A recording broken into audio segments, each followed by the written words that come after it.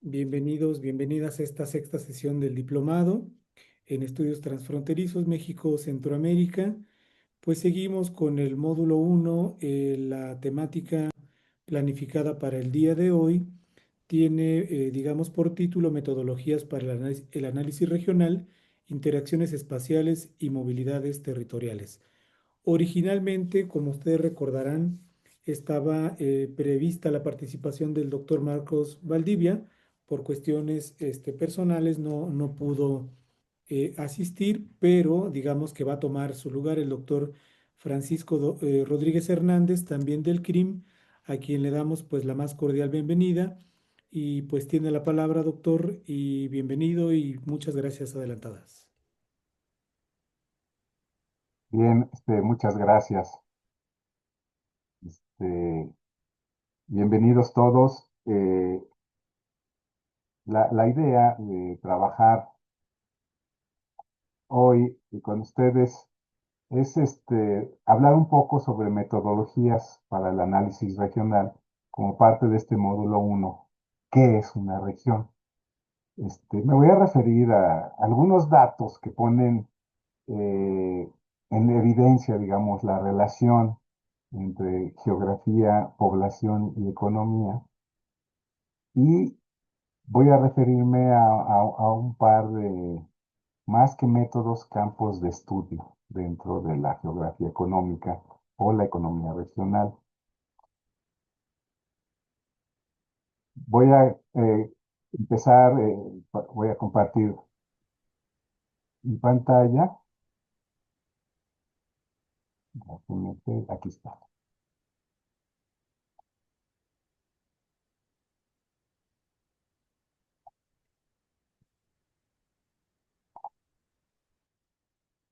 Lo que vemos aquí es la distribución de la población.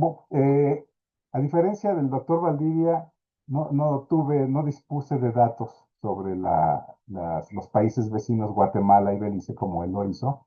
Así que me voy a centrar en usar información sobre México.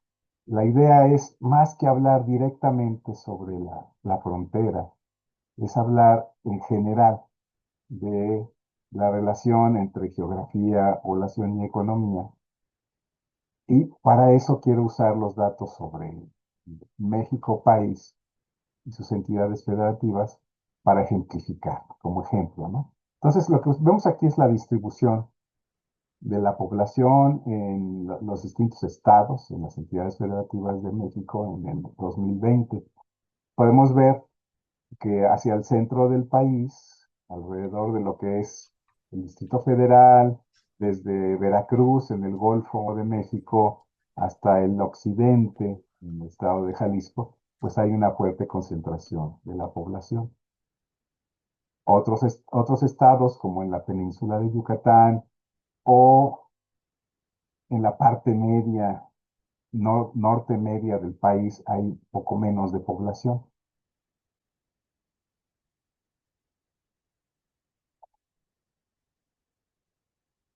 Este mapa lo que nos representa son las tasas de crecimiento de la población según las entidades federativas. Podemos ver que no necesariamente los estados más poblados son los que crecen más. El Distrito Federal, no sé si ven la manita, que es este punto blanco, esta área blanca aquí en medio, este, tiene tasas muy chicas de crecimiento, algunas de las más chicas del país, mientras que otros estados como Baja California Norte y Baja California Sur, Nuevo León, donde está la ciudad de Monterrey, y Quintana Roo, en la península de Yucatán, tienen crecimientos muy altos. En el caso de Quintana Roo tiene que ver con el desarrollo de la industria turística, que ha traído población de todo el país y de otros países también últimamente. En el caso de las Baja Californias, tiene que ver mucho con que es un puente migratorio hacia los Estados Unidos. El caso de Monterrey tiene que ver con un alto desarrollo económico, pero también su cercanía, digo Nuevo León, pero también su cercanía con los Estados Unidos. Encontramos también Querétaro y Aguascalientes, que son dos estados que han tenido un alto desarrollo económico y atraen bastante población.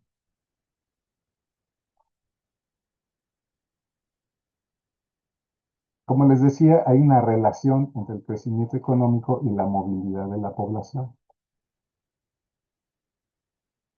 Lo que vemos aquí son los saldos de migración interna hacia 2020. En realidad, es la población nacida en otras entidades federativas que viven en un estado diferente actualmente. Entonces vemos, por ejemplo, como los estados del norte, sobre todo Baja California y Nuevo León, y los estados aquí en el centro, así como Quintana Roo, son los que tienen mayor saldo de migración interna. Es decir, son estados que reciben más población que la que expulsan. O sea, el saldo de migración es la inmigración menos la emigración. Y en ese sentido, ese saldo puede contribuir al crecimiento poblacional o puede, por el contrario, disminuir el crecimiento poblacional, crecimiento natural. En estas tablitas, en la de arriba, lo que vemos es en datos a nivel nacional y para los años 2000, 2010 y 2020, vemos la población total del país, de México, el volumen de la población migrante que, que se movió de un estado de la República a otro,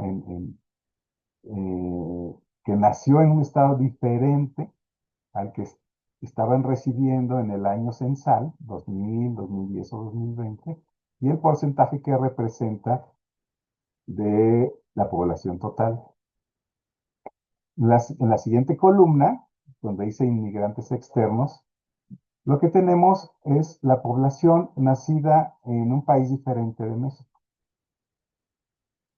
Entonces vemos cómo ha crecido y vemos también en la siguiente columna el porcentaje que representa de la población total. Finalmente quise destacar los inmigrantes que vienen de Guatemala, según los censos de población nacionales. Entonces tenemos como de 2000 al 2020 más que duplicó esa inmigración procedente de Guatemala. Y sin embargo, sigue representando entre el 4 y el 5% del total de inmigrantes externos, de personas nacidas en otro país, en este caso Guatemala, que están residiendo en México. En la tabla de abajo se desglosa el país de origen de los inmigrantes en México que son nacidos en otro país. Lo interesante es ver cómo Guatemala es el segundo país de origen después de Estados Unidos. Los porcentajes que están enseguida de los volúmenes de población son porcentajes de mujeres dentro de ese total de inmigrantes. Entonces, noten cómo Guatemala, una de las características de la inmigración proveniente de Guatemala en México es que más de la mitad son mujeres. A diferencia de los que provienen de otros países, lo cual indica una diferencia, digamos, estructural eh, en las características de esta población inmigrante. ¿Cómo se distribuye esa inmigración de personas provenientes de Guatemala, según los censos de población, en el territorio de México? Aquí lo que vemos es el porcentaje, no, es el volumen de inmigrantes guatemaltecos en los distintos estados o entidades federativas de México. Y cómo evolucionó del 2000 al 2010 y al 2020. Lo que vemos es sobre todo, lo que vemos es sobre todo que los estados de la frontera, Chiapas, este, Che- bueno, Quintana Roo y no está Tabasco, no, Tabasco Tabasco, no, es Campeche, perdón. Campeche. En los tres, tienen un volumen alto de inmigrantes guatemaltecos, pero también vemos que se distribuyen en otros estados y tiene que ver con dos cosas. Uno, la situación de desarrollo económico de algunas entidades como el Estado de México, la Ciudad de México, Nuevo León, Jalisco, pero también con la cercanía con la frontera con Estados Unidos, como es el caso de Baja California, Tamaulipas y Nuevo León. Ese patrón se ha mantenido, ¿no? Sigue siendo. Incluso la migración guatemalteca en Baja California se ha reforzado, dado que no aparecía como uno de los estados con mayor cantidad de inmigrantes guatemaltecos. Precisamente lo que quiero resaltar es esa vinculación entre la movilidad de la población y las cuestiones que tienen que ver con el desarrollo económico o con otras expectativas, como es el destino final en los Estados Unidos en el caso de Baja California. Este es el Producto Interno Bruto por entidad federativa en 2023. Entonces, si ustedes advierten, hay una relación en el comportamiento de la inmigración y el nivel de desarrollo económico, si aceptamos, por lo menos el nivel de productividad de los territorios, ¿sí? Si aceptamos que el Producto Interno Bruto es un buen indicador de esa productividad, ¿no? Entonces, aquí lo que hay que notar es la productividad alta de los estados de la parte central de México, desde Veracruz hasta Jalisco, donde descuellan el Estado de México y la Ciudad de México, y también la alta productividad de los estados de la frontera norte, contra la productividad más baja de los estados del sur, Chiapas, Guerrero y Oaxaca, y de la península de Yucatán. Esta productividad tiene que ver también con la situación de pobreza. Estos que vemos aquí son mapas de la Coneval, la Comisión Nacional para la Evaluación de la Política Social, que ha trabajado durante casi 2 décadas en la elaboración de indicadores de pobreza, ¿no? Entonces vemos que se mantiene un esquema, digamos, casi inverso al esquema del Producto Interno Bruto. Tenemos la mayor pobreza en las entidades federativas del sur del país y la menor pobreza o incidencia de la pobreza en los estados de la mitad norte, ¿no?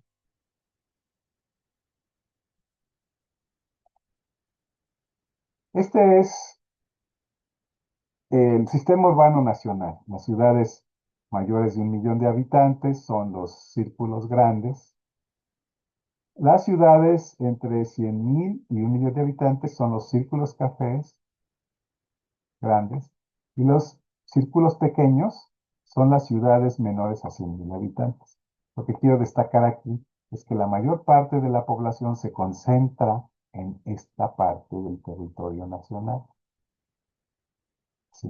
Con los contrastes que tiene zonas un poco más pobres, zonas menos pobres, pero la mayor parte de la población se concentra aquí.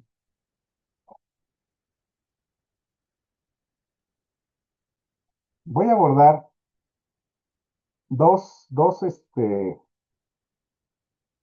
aspectos de lo que es, eh, más que métodos de estudio, dos temas que tienen que ver con el análisis regional y que son temas muy frecuentes. El primero son las desigualdades regionales. El otro que voy a abordar es el de la segregación socioespacial. Bueno, vamos a empezar con las desigualdades regionales. Se refieren a la existencia de diferencias entre las regiones en uno o varios aspectos relativos a estándares normativos, como puede ser el nivel de desarrollo económico, la calidad de vida o alguno de los componentes, ya sea del desarrollo económico, como el empleo, la productividad, la inversión o algún componente de la calidad de vida, como puede ser la alimentación, la educación, el ingreso, ¿no? Entre otras posibilidades. El estudio de las desigualdades regionales se orienta sobre todo a identificar las causas y las formas de reducir las diferencias.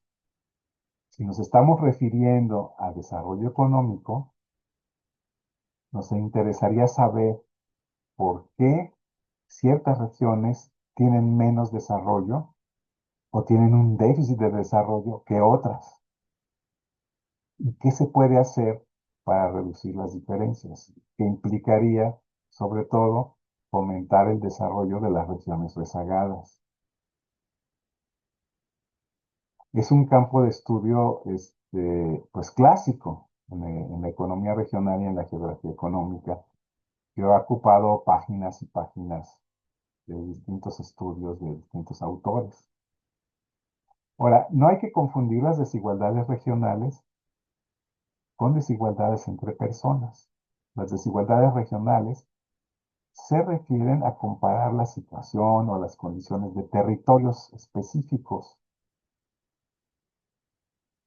donde a pesar de que nosotros los clasifiquemos esos territorios como territorios en bonanza con alto nivel de desarrollo o pobres con bajo nivel de desarrollo, pueden existir desigualdades a su interior y seguramente las habrá, ¿no?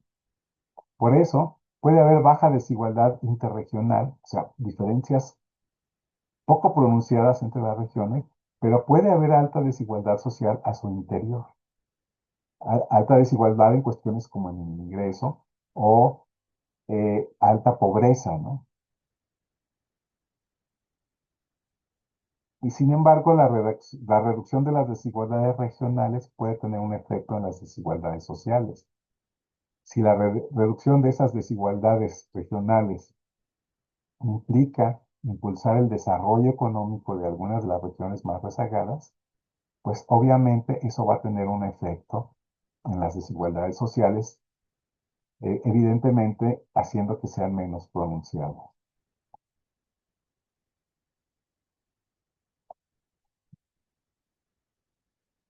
Este mapita, tomado del trabajo de Rey y Sartre, estos mapitas nos dicen el producto regional bruto relativo de las regiones o de los estados del país en 1940 y 2020. Fíjense cómo, salvo pequeñas excepciones, se mantiene un mismo esquema en este periodo de 60 años.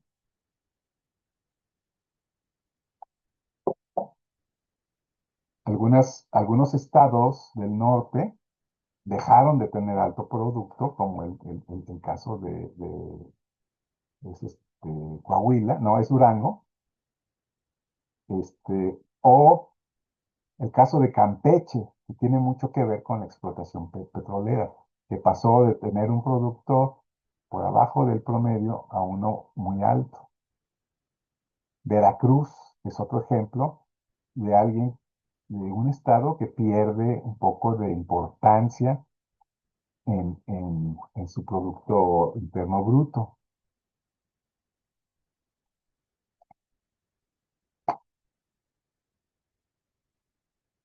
En este trabajo de Rey y Sartre, lo que hacen es comparar distintos análisis de desigualdades interregionales en México.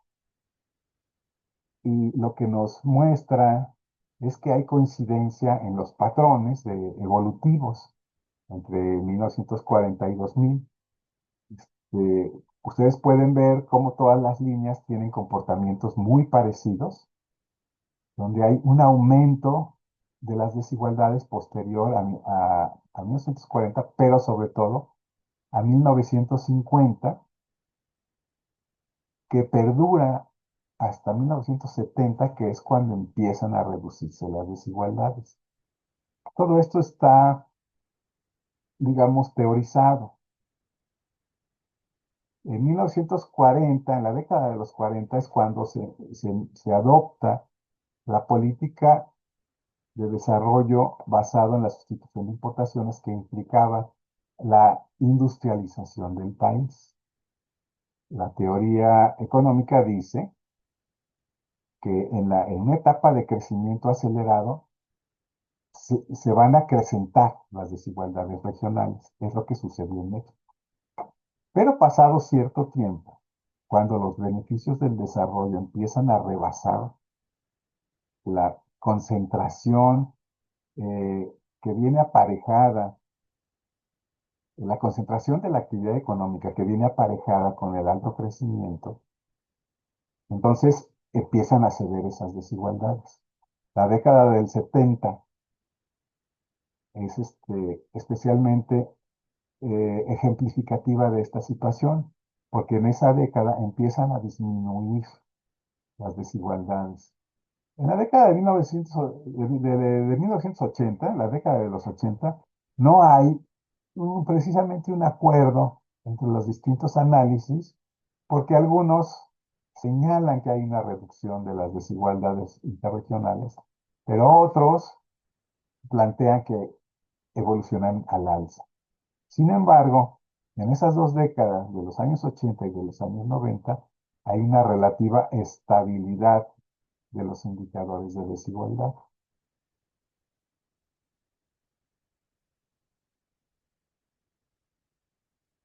Dentro del análisis de las desigualdades regionales se manejan dos tipos de indicadores de convergencia o divergencia. La convergencia sigma se enfoca en la reducción de la desigualdad en la distribución del ingreso o el nivel de vida o el ingreso per cápita entre un conjunto de economías. Se basa en medir, en ver el comportamiento de las medidas de dispersión estadística como la desviación estándar, la varianza o el coeficiente de variación, que son indicadores estadísticos. Y esto indica cómo se están aproximando o alejando los niveles de ingreso per cápita o el indicador que se use, ¿no? Si la diferencia en el ingreso entre los países pobres y ricos o entre las regiones pobres y ricas disminuye o la desigualdad general se reduce, entonces hay una convergencia sigma. Por otro lado, la convergencia beta es, es, una, es un enfoque dinámico. Es la tendencia de las economías con niveles de ingresos más bajos a tener tasas de crecimiento más altas que las economías con niveles de ingresos más elevados. Se verifica que hay convergencia beta cuando se observa que las regiones más pobres están creciendo más que las regiones ricas. Si estamos hablando de crecimiento, es muy probable que estemos hablando de tasas de crecimiento. Si se grafica la tasa de crecimiento del ingreso contra el ingreso inicial y se obtiene una relación inversa, lo que sería una pendiente negativa en la gráfica, indica que las regiones más pobres están creciendo más, por lo menos están creciendo más rápido. Se está produciendo entonces una convergencia beta. Una convergencia beta puede llevar obviamente a la convergencia sigma. Cuando las economías pobres crecen más rápido y por tanto alcanzan a las economías ricas, que sería lo ideal, la dispersión de los ingresos se reduce con el tiempo. Es decir, se da una convergencia sigma. Pero no siempre van de la mano. Es posible tener convergencia sigma sin convergencia beta. Por ejemplo, si el ingreso de todas las economías crece a la misma tasa, la dispersión se mantiene, pero si todas las economías crecen a la misma tasa, o si hay un factor externo que reduce la dispersión, La convergencia sigma ocurre sin beta, sin convergencia beta. Esto suena un poco técnico, pero ustedes, si revisan trabajos que tengan que ver con el análisis de las diferencias interregionales, con su evolución en el tiempo, van a encontrar estos conceptos con mucha frecuencia. Estas gráficas, que vienen de un trabajo de Guido Cruz de 2015, nos muestran, por un lado, la convergencia sigma en el ingreso per cápita relativo de los municipios del sur de México y la convergencia beta no condicional del ingreso per cápita municipal relativo. Si ustedes ven la gráfica 1, lo que está ahí representado es la desviación estándar del PIB, del Producto Interno Bruto per cápita relativo. Relativo quiere decir que se estandarizó, que no son valores nominales, medido como la diferencia logarítmica del PIB municipal con el promedio muestral. En la gráfica 2, lo que tenemos es el ingreso per cápita relativo en 1990 contra una tasa de crecimiento, el incremento promedio anual relativo del ingreso. Entonces, la tendencia es a la baja, es una línea, una pendiente negativa, y por lo tanto se verifica que hay una convergencia beta, ¿sí? Un poquito lenta, pero existe.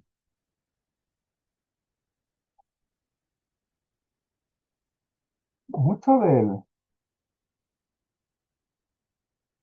muchas de las desigualdades regionales tienen que ver con la movilidad de los factores.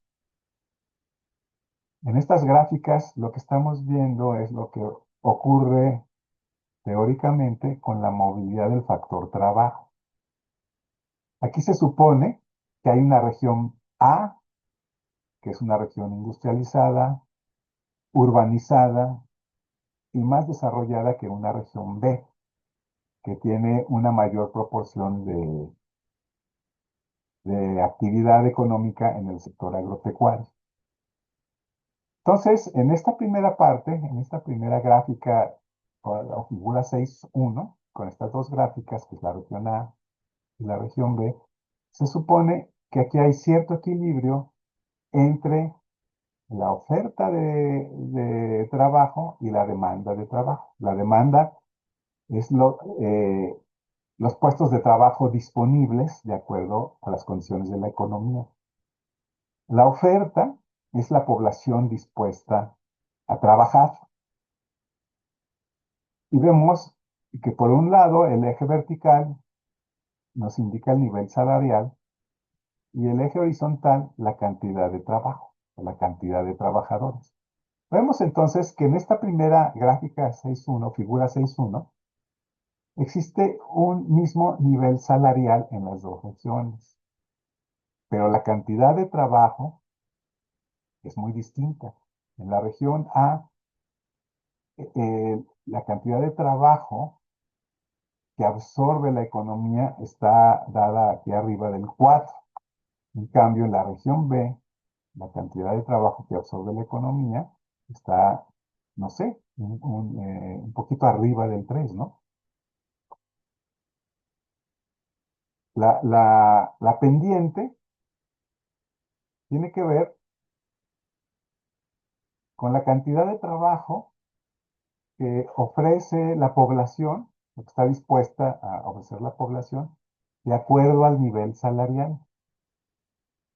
La otra curva, la de demanda, nos muestra la cantidad de trabajo que los empresarios están dispuestos a absorber de acuerdo a los niveles salariales. Entonces, en esta situación hay un equilibrio, pero hay un equilibrio entre oferta y demanda eh, a este nivel salarial, un poquito arriba de 4. Sin embargo, hay una cantidad de trabajo disponible que no se satisface en esas condiciones.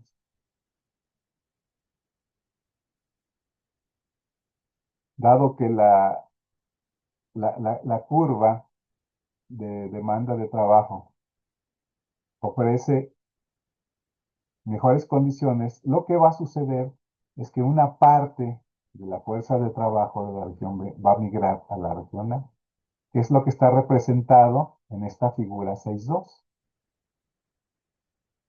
Al migrar esa parte de fuerza de trabajo de la región B a la región A,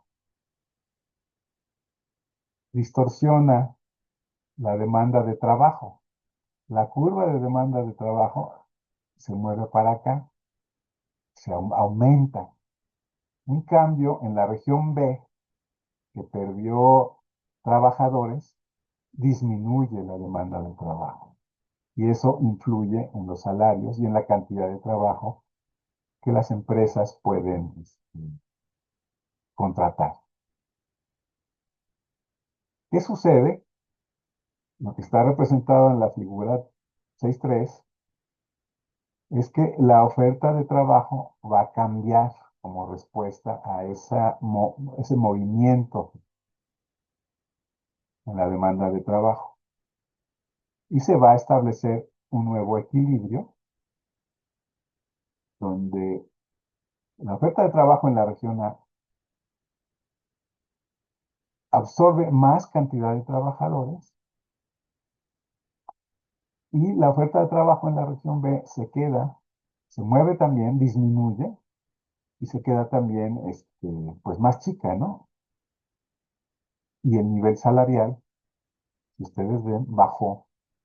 Y el nuevo equilibrio en estos puntos implica un menor salario. Pero al perder fuerza de trabajo, la región B pierde potencial de desarrollo. Entonces, este tipo de mecanismos de transmisión de los factores productivos, algo similar podría plantearse, por ejemplo, para la inversión, la inversión de capital. Y entonces, este tipo de mecanismos favorecen la concentración en las regiones más productivas y el despojo, por así llamarlo, de factores productivos en las regiones rezagadas, lo cual perpetúa en, en- en cada fase las disparidades y las desigualdades regionales. Este es el tipo de comportamientos que de verificarse en la realidad, pues implican tomar medidas de política pública para evitar que estos movimientos sucedan, para fortalecer las condiciones productivas en las regiones rezagadas. Seguramente tienen preguntas, por favor vayan anotándolas, las vemos un poco más al rato. Otro campo de estudio es el de la segregación socioespacial. Es algo en lo que yo tengo un poco más de experiencia. Y es una forma de hacer análisis territorial que está bastante orientada a una serie de objetivos, pero que puede extenderse a otras variables y a otros intereses de investigación. La segregación socioespacial es básicamente la separación tácita en el territorio de grupos de población definidos a partir de una característica o una condición. Una condición que puede ser la condición étnica, la situación socioeconómica, el nivel educativo, eh, o una cantidad de variables o enfoques de investigación que se puedan ustedes imaginar. En términos de segregación étnica o segregación socioeconómica, es resultado, incluso educativa también, es resultado de los mecanismos de estructuración social, de esos mecanismos que definen la estructura social. de los cuales la propia segregación socioespacial forma parte. Forma parte porque se conoce que el ámbito, las características del ámbito donde la gente se desarrolla, influyen en la posición que va a tener en la estructura social más adelante, en en sus oportunidades, en los elementos que le permiten aprovechar o no aprovechar oportunidades de mejoramiento económico. A grandes rasgos, la metodología para el estudio de la segregación socioespacial comprende dos fases. La primera es clasificar las unidades territoriales en grupos distintos conforme a la variable o indicador básico o clave, ¿no? Las unidades territoriales serían, dependiendo de la, la información disponible, pueden ser barrios, pueden ser manzanas, pueden ser otras formas de clasificar la ciudad. No he dicho que mucho del campo de la segregación socioespacial se refiere a un análisis de los territorios urbanos, pero también puede aplicarse esta misma metodología a otro tipo de territorios de otra escala, como municipalidades, como localidades incluso, ¿no? Entonces, la primera fase es clasificar las unidades territoriales. Pueden ser según el nivel educativo de la población, pueden ser eh, el ingreso del hogar o el ingreso per cápita, puede ser algún índice de la condición socioeconómica, puede ser el índice de marginación que existe para los municipios y las ciudades de México, o puede ser algún otro tipo de índice de bienestar o de desarrollo social, o alguna variable que represente la condición socioeconómica de la población. El segundo momento o fase es valorar el grado de aglomeración espacial y el grado de homogeneidad de las zonas resultantes.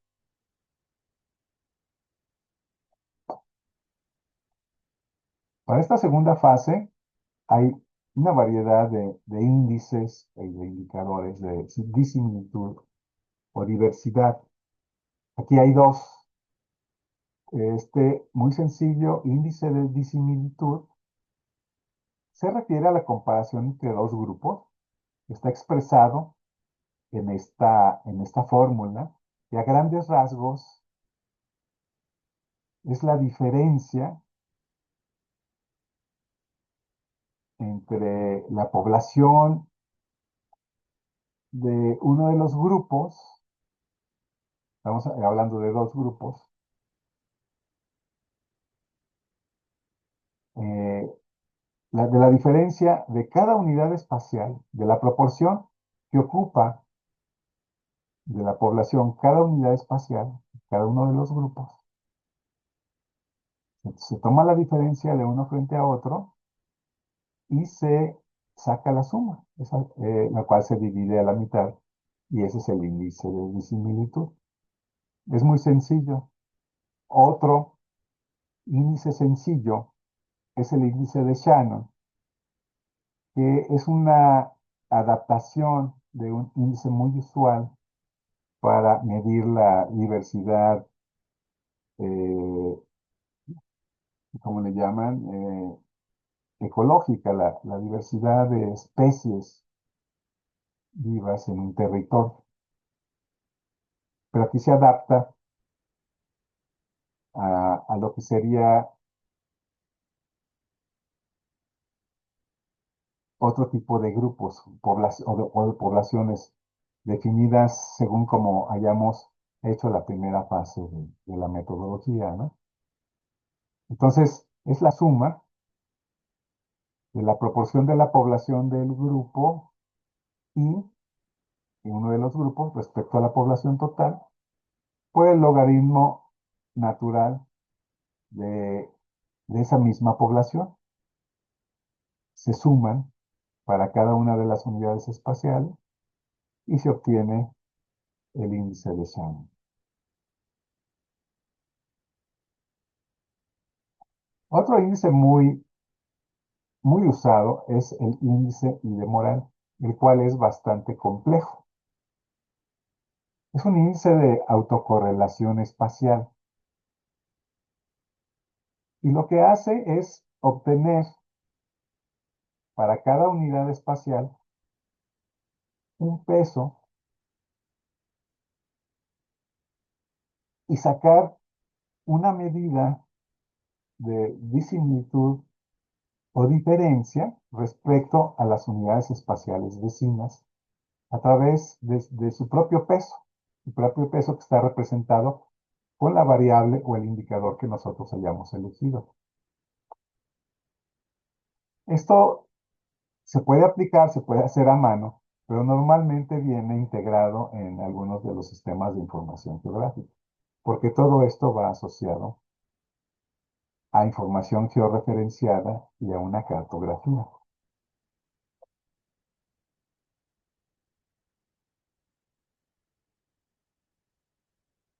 Estos dos mapas es de un estudio que yo realicé hace como unos 10 años, porque es información de 2010. Se comparaban las zonas metropolitanas de Querétaro y Cuernavaca. Lo que se hizo en esa ocasión es que se estimó un índice de nivel socioeconómico. Lo que vemos representado en el mapa es los valores de nivel más alto, de mejor nivel socioeconómico, y en rojo, del azul, transita al amarillo y luego al rojo, son las unidades espaciales de más bajo nivel socioeconómico. La información, no sé si aguante está a nivel de manzanas, como ustedes pueden ver. Obtuvo información de los censos de población a escala de manzanas urbanas, lo cual dio un buen nivel de precisión. Sin embargo, hay que considerar que no necesariamente la población que habita en una manzana es homogénea, aunque tienden a ser más homogéneos que si usamos otras escalas de agregación más altas como colonias o áreas geoestadísticas básicas como la información que está disponible en el INEGI en México. De todas maneras, hay posibilidad de que lo que estamos teniendo por unidad espacial es un promedio en el cual puede haber familias, hogares en mejor condición que otros. En una manzana donde, digamos, hay 20 viviendas, si dos de ellas se ubican por arriba de la línea de pobreza, por ejemplo, pero alejadas del promedio o de esa línea, pueden modificar el promedio de esa manzana y puede aparecer como una manzana no pobre, ¿no? Pero bueno, esa es una de las características. Entonces podemos ver en estos esquemas, en estos mapas, perdón, cómo se distribuyó ese índice de nivel socioeconómico en las dos zonas metropolitanas en el año 2010. Podemos ver que hay zonas, en el caso de Querétaro, que tienden a un nivel más pobre, como esto de aquí, como esto de acá, como esto de acá, y como hay zonas más acomodadas que tienden a estar en la parte central, en esta parte también, y en estas partes, ¿no? Juriquilla se caracteriza, por ejemplo, por fraccionamientos residenciales. En el caso de Cuernavaca, sucede un poco lo mismo. Podemos ver como la tendencia a la población más pobre está hacia el sur, en esta zona de Temisco, o en esta zona de Emiliano Zapata, o en esta zona que es la colindancia entre los municipios de Jiutepec y Yautepec. A, este, a esta información del índice de nivel socioeconómico en las dos zonas metropolitanas se aplicó la técnica del índice y de Morán a través del sistema de información geográfica de acceso libre que se llama GEODA. Y esto es lo que obtenemos. Lo que significa, lo que está en rojo, son las unidades espaciales de nivel alto que se asocian con unidades espaciales colindantes con ella, que también son de nivel alto. El azul son las unidades espaciales de nivel bajo que se asocian, que colindan con otras unidades espaciales de nivel bajo. El verde y el amarillo es donde se combinan, ya sea el nivel bajo con el alto o el nivel alto con el bajo. O sea, son zonas más combinadas. Entonces vemos, pues, como en Querétaro, toda esta parte central son manzanas de nivel alto, de nivel socioeconómico alto, que se asocian con otras manzanas, con manzanas colindantes de nivel socioeconómico alto, o manzanas de nivel bajo que se asocian con manzanas de nivel socioeconómico alto. Las áreas azules serían las áreas más pobres, donde confluyen las áreas más pobres, y habría entonces ahí representada una división del espacio, ¿no? Sin embargo, en Cuernavaca, como que hay menos mezcla, como que son más claras las zonas pobres en toda esta parte, mientras que la parte de centro y norte es la zona, digamos, acomodada de esta área metropolitana. Estas gráficas es el índice y de Morán que está confrontando, son gráficas de puntos que tienen en el eje horizontal la variable, que fue el nivel socioeconómico, y la variable ponderada, o los pesos, en el eje vertical, ¿no? Este es el caso de Querétaro, es el caso de Cuernavaca, y pueden ver cómo hay más dispersión en el caso de Querétaro, y está más concentrado Cuernavaca. El índice I de Morán, 0.38, más bajo en el caso de Querétaro, 0.50, casi 0.51 en el caso de Cuernavaca, nos está diciendo que hay un mayor grado de segregación socioespacial en el caso de Cuernavaca, lo cual coincide con la primera impresión que nos dan estos mapas, ¿no? Ahí está más concentrado tanto las zonas acomodadas como las zonas más pobres, ¿no? En el caso de Cuernavaca están más concentradas que en el caso de Querétaro. El procedimiento se repitió con datos de 2000 y se compararon con los de 2010. Para todo el conjunto urbano o aislando el área urbana principal, que digamos el área urbana principal sería esto, digamos, sin las localidades aisladas. Lo mismo en el caso de Cuernavaca, estaríamos quitando las localidades aisladas de la periferia. Entonces lo que tenemos es que en el caso de Querétaro, el índice de Morán, tanto para el conjunto urbano como para el área urbana principal, disminuye. En el conjunto urbano es 6.8% menor, o en el área urbana principal es 7.2% menor.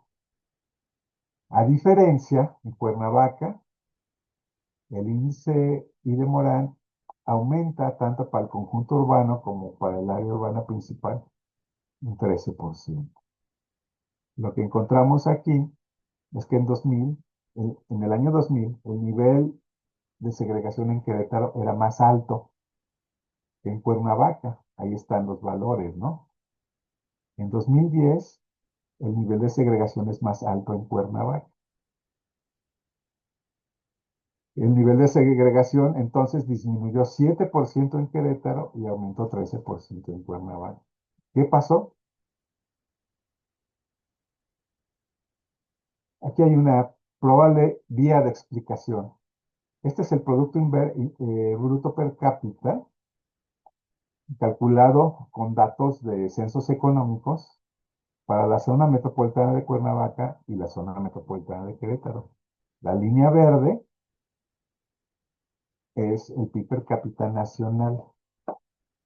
Entonces, lo que vemos es que en el caso de Querétaro en gris, entre 1980 y 1990 hay una caída del Producto Per cápita. Pero luego, que tiene que ver con la crisis de la década de los 80,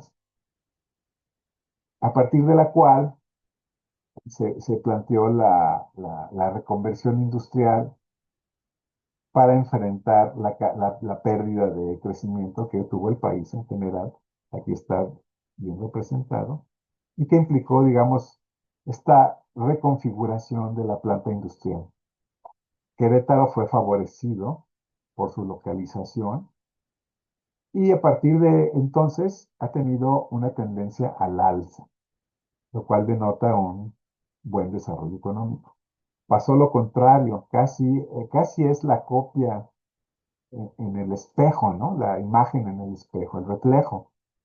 En el caso de Cuernavaca, porque tenemos que en los 80 tendió más bien al crecimiento del PIB per cápita y luego un declive. ¿Qué pasa? Pues que en Cuernavaca la estructura de la economía local fue favorecida durante esos años de crisis porque no había en su estructura esos sectores económicos, sectores económicos, sobre todo industriales, que fueron más afectados por la crisis económica. Pero a partir de la reconversión industrial se empezó a rezagar, incluso perdió industria en las siguientes décadas. Y eso representa o se tradujo en la caída de su Producto Interno Bruto per cápita, ¿no? Ese es el material que tenía. Yo esperaba tardarme un poquito más, pero me gustaría que pasáramos a escuchar sus comentarios, sus preguntas. Preguntas, respuestas. Había un comentario por ahí, doctor, de René Franco, cuando usted estaba hablando de la movilidad poblacional Guatemala, México. Por ahí comentó René, dijo, claro, esto es comprensible si se toma en cuenta los flujos migratorios de trabajadores temporales agrícolas de los departamentos de San Marcos, Huehuetenango y Petén, al sur de México, Chiapas, Tabasco en particular.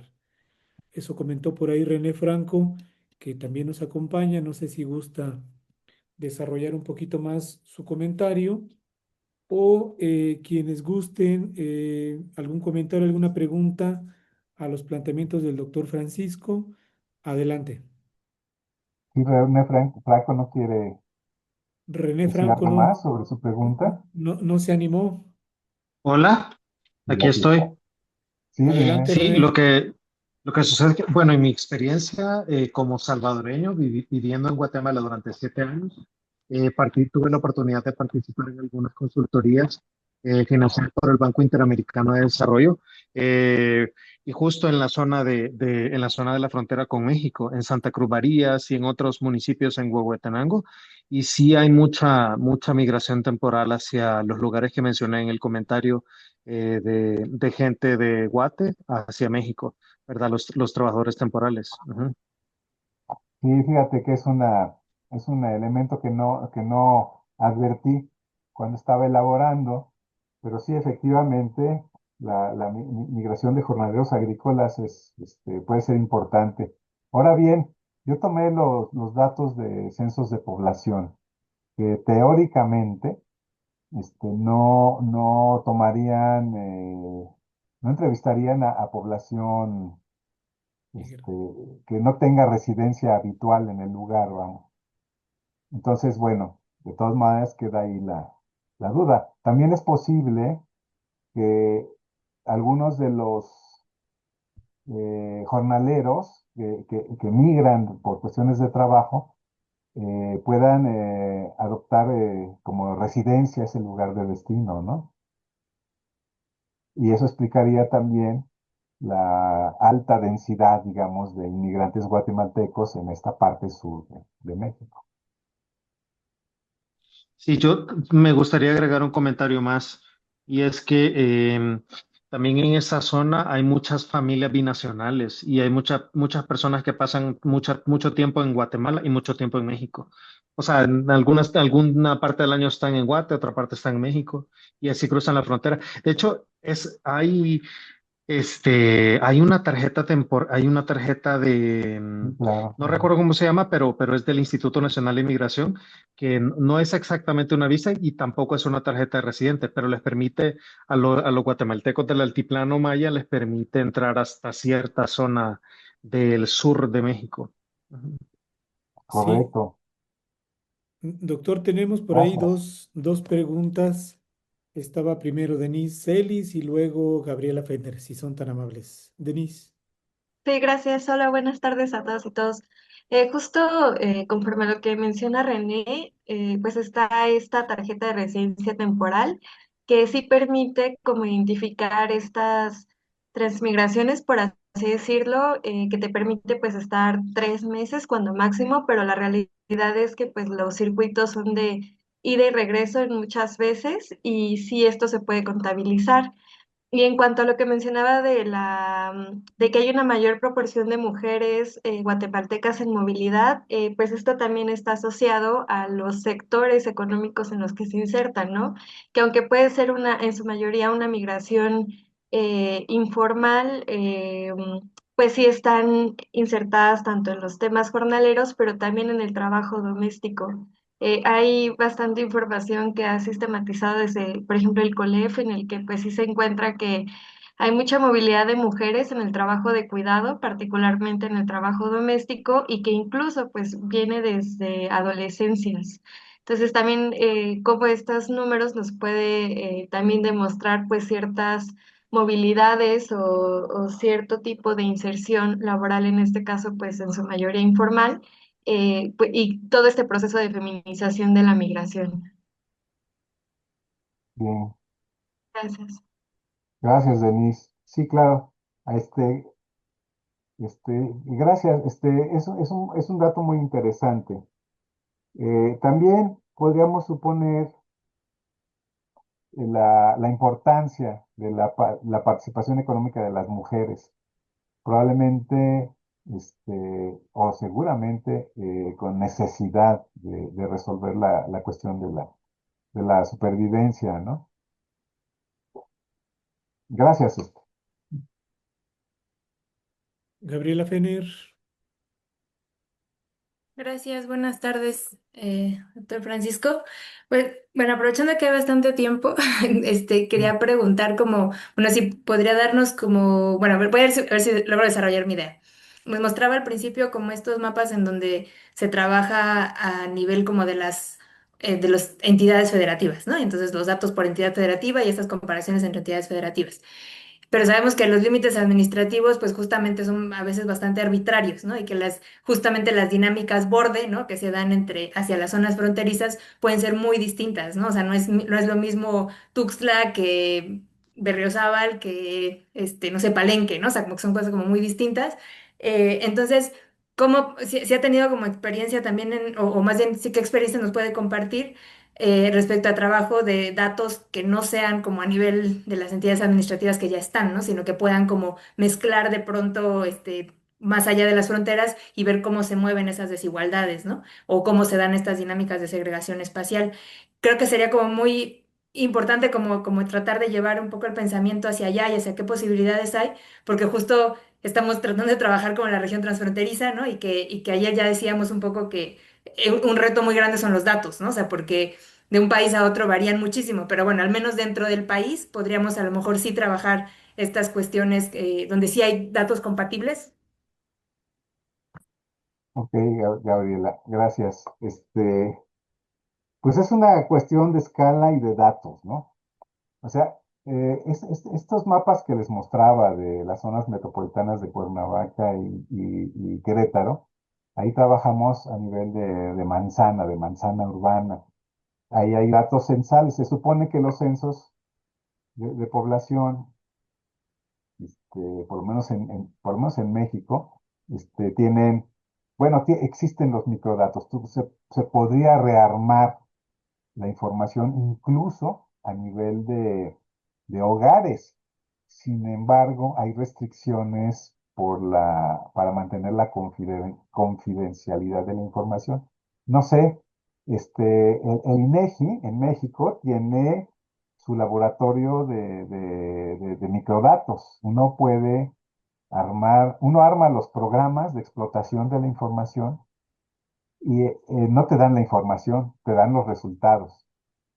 Pero conociendo la base de datos, tú puedes armar tu programa, se los entregas y ellos lo aplican y te dan los resultados. No sé si estas facilidades las haya en el caso de los países centroamericanos, Guatemala, Belice, etcétera, porque entonces de esa manera se podría trabajar así. Todo depende finalmente de las posibilidades de la información. No sé tampoco si los momentos censales coinciden o no coinciden, lo cual, bueno, y sin embargo se puede encontrar la manera. Es una cuestión de creatividad. Mientras, como les decía antes, el problema de la escala es que al final en un estudio geográfico acaba siendo un problema de precisión. Entonces, una entidad federativa tiene adentro un montón de desigualdades y de diferencias. Lo mismo un municipio. Entonces, mientras más bajo se puede llegar, este, puedes filtrar esos niveles de agregación y tener una mayor precisión. Pero todo depende de las posibilidades de tener la información correcta. Cualquier estudio territorial con una perspectiva geográfica implica tener información de todo el territorio. Si estamos hablando de población, tener información de todos los lugares donde hay población. Si estamos hablando de otras cosas como biodiversidad o uso del suelo, entonces necesitamos otro tipo de información geográfica. Pero todo depende también de la creatividad y de las posibilidades, ¿no? Sería un bonito reto estudiar y comparar las posibilidades para resolver lo que tú necesitas hacer. O sea, sí se puede, siempre y cuando exista información y posibilidad de tenerla, ¿no?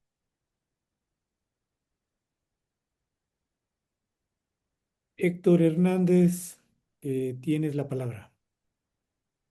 Gracias, buenas tardes a todos, todas, al doctor Francisco. Mi pregunta va orientada bueno, yo soy psicólogo de formación, interesado pues en todos los contenidos de este diplomado, pero pues no tengo todo este antecedente geográfico, económico, ¿no? Demógrafo que se está hablando, pero sí me interesa mucho, por ejemplo, entrarle a hacer este tipo de análisis georreferenciados, ¿no? Entonces, mi pregunta es un poco más como técnica en lo operativo, si nos pudiera como dar algunas recomendaciones desde softwares, bases de datos unificadas, y algunas técnicas muy concretas operativas que podamos usar tan expertos o o no nos hemos formado en estas disciplinas, ¿no? Muy específicas. Entonces, esa es mi petición. Ok, gracias, Héctor. Bueno, el problema de los sistemas de información geográfica es que los más completos, las licencias son caras. Incluso aquí en la UNAM empieza ya a haber una política de mejor usar software libre, ¿no? Yo uso dos software de sistemas de información geográfica. Uno es el QGIS, que es de acceso libre. Bueno, el otro también. El otro es el GeoDA. El QGIS es un sistema de información geográfica un poquito limitado, pero que te permite mapear lo que tú necesites mapear, ¿no? Ahí el asunto es saber cómo georreferenciar la información. Cuando usamos información censal, en el caso de México, no sé en el caso de Centroamérica, el INEGI tiene el marco geoestadístico, donde encuentras cartografía electrónica, puedes bajarla, lo que es el país, las entidades federativas, los municipios, las localidades, las áreas geoestadísticas básicas urbanas. Y en el caso de las áreas geoestadísticas o AGEBs, ¿no? De esas áreas, de esas AGEBs urbanas, puedes tener información a nivel de manzana. Todo depende de lo que esté en el sitio del INEGI, pero también cuando hay algo que no lo encuentras, puedes acceder a alguna delegación del INEGI y preguntar, y a veces si tienen algo más de lo que aparece en el sitio, ¿no? El otro, entonces te decía del QGIS y el otro es el GeoDA. Ese te ofrece más herramientas de análisis espacial. Está más orientado a hacer análisis espacial como los índices de disimilitud o de Morán. Ahí los puedes encontrar y los puedes aplicar. Entonces, todo depende de qué quieres hacer, a qué escala lo quieres hacer, a qué nivel quieres comparar. El problema del análisis espacial es que depende finalmente de la información y no hay otras fuentes de información completas que te den información completa sobre el territorio en términos de población y sus actividades. No hay otra fuente más que los censos de población, porque las otras fuentes de información que genera el INEGI, que no son censos, son encuestas, pero esas están basadas en muestras y tienen una representación, una representatividad limitada, que muchas veces no baja de entidad federativa o incluso de municipio, pero ya no puedes usarla más abajo, ¿no? No sé si esto satisface. Por ahí, doctor Gabriela Sí, Fender gracias. nos compartió las URL de dos de los sitios o softwares libres que están comentando para quien esté interesado o interesada. Ahí están los enlaces. Y pues aprovechar, como se comentó, tenemos muy buen tiempo. ¿Algún otro comentario, alguna pregunta que quieran formularle al doctor Francisco Rodríguez? O en su caso, doctor, si usted considera que hay algún tópico en el cual quiera ahondar un poquito, también podemos aprovechar el tiempo y ahondar un poquito más, si así lo considera. Pues no sé, como gusten. No, no hay, ahí está Gaby. Vamos a Gabriela, por Sí, favor. Perdón, yo otra vez. No, es que mencionaba, digamos, entre los ejemplos de los índices que hay, o sea, estos de disimilitud, que es como blanco-negro, ¿no? Dos grupos, y los otros que son como de diversidad. Y el índice de Moran, que es de autocorrelación espacial, ¿no? Sí. Entonces, pero vimos el ejemplo de la autocorrelación espacial y no se podría mostrarnos como algunos ejemplos con los otros índices como para dimensionar cuáles pueden servir mejor según el interés que tenga cada quien en sus proyectos. Y bueno, no tenía yo material preparado para dar los ejemplos de estos índices. Fíjese que el estudio de la segregación socioespacial o residencial también se le llama, empezó sobre todo en Estados Unidos y allá lo que les interesaba era ver la segregación racial. Mm.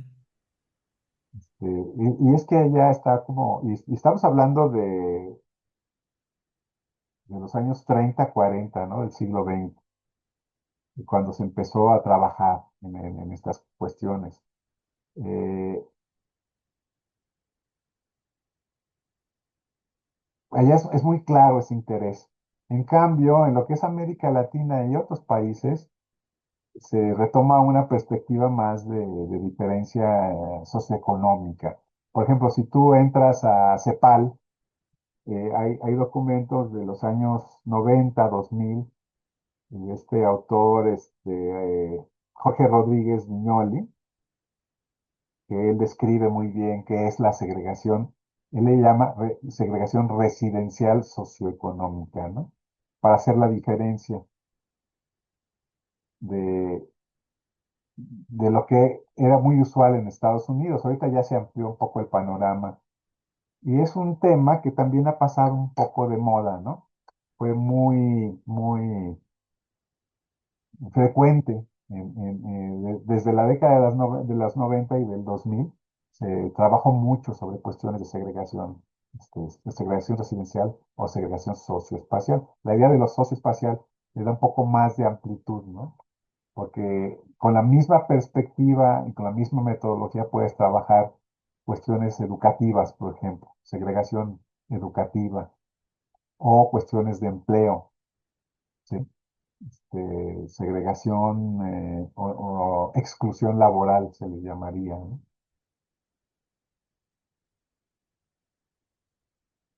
Te agradecemos los enlaces.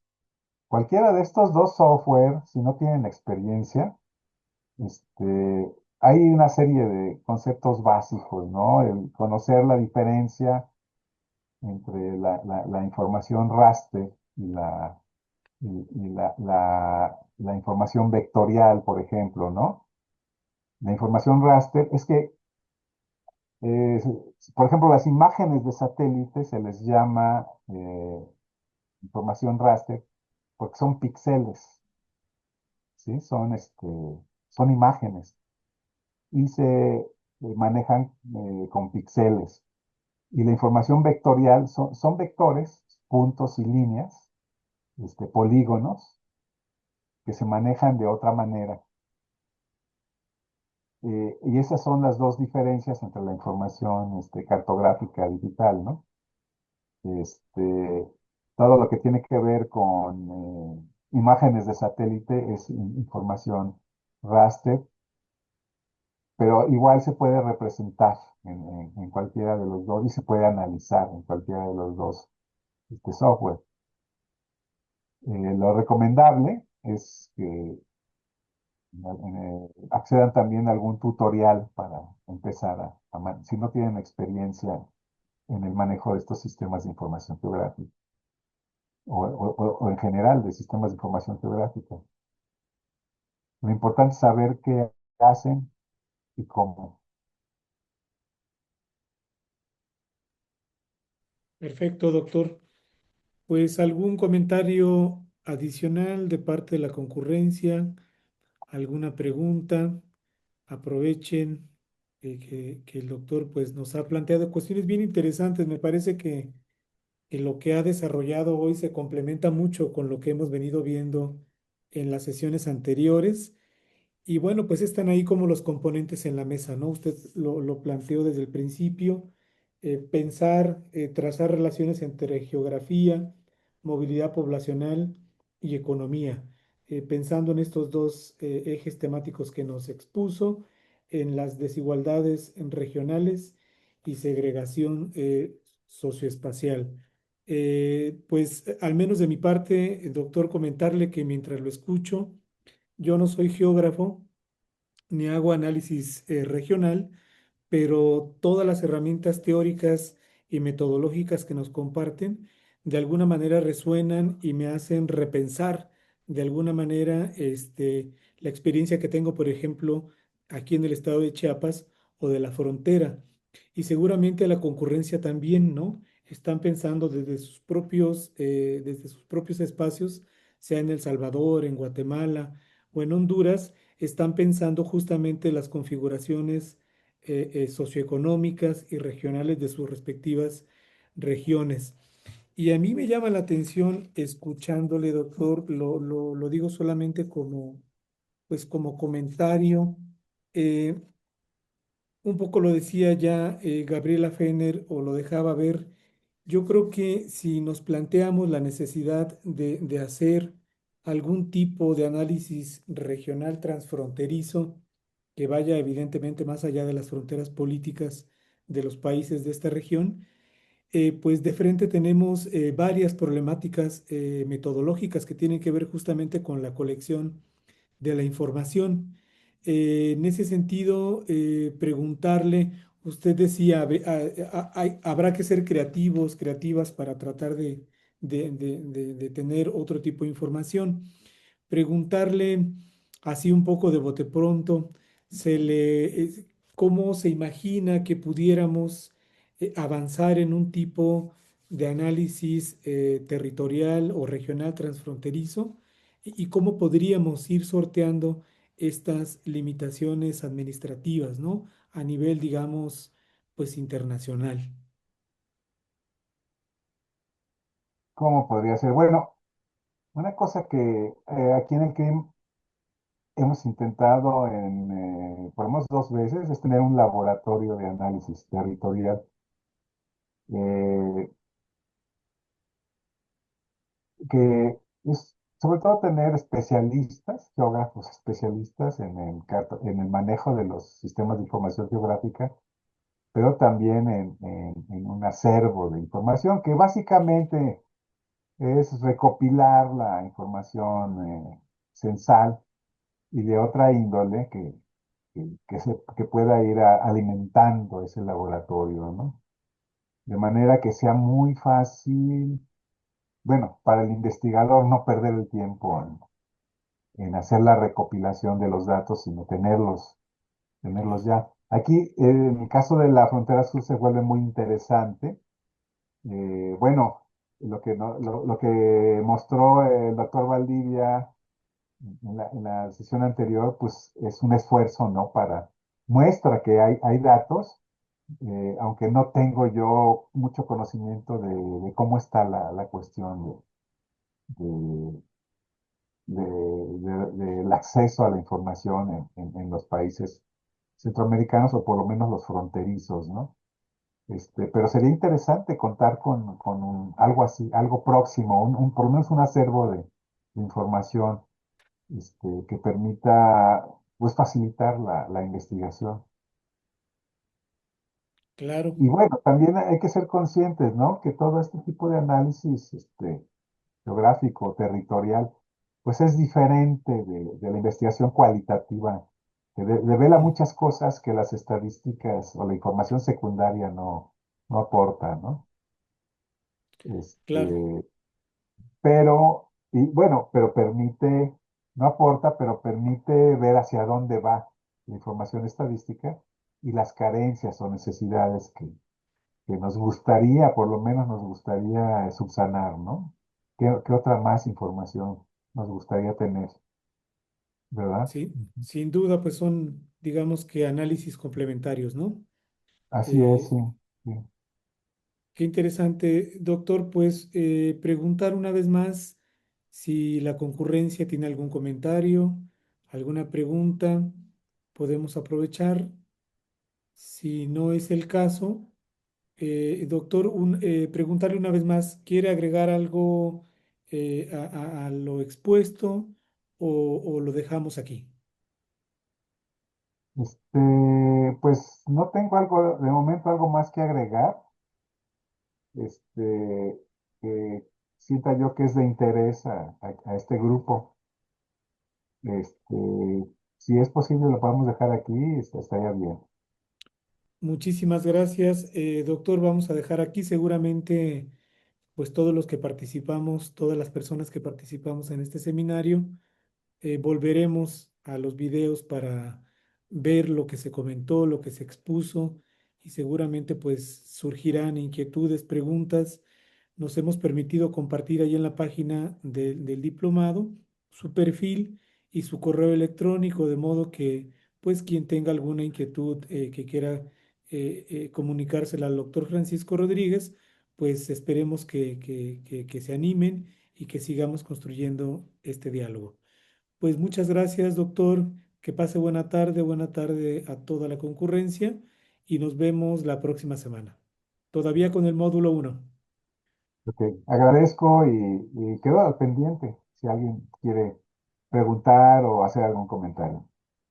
Muchísimas gracias, doctor. Buenas tardes para todas y para todos.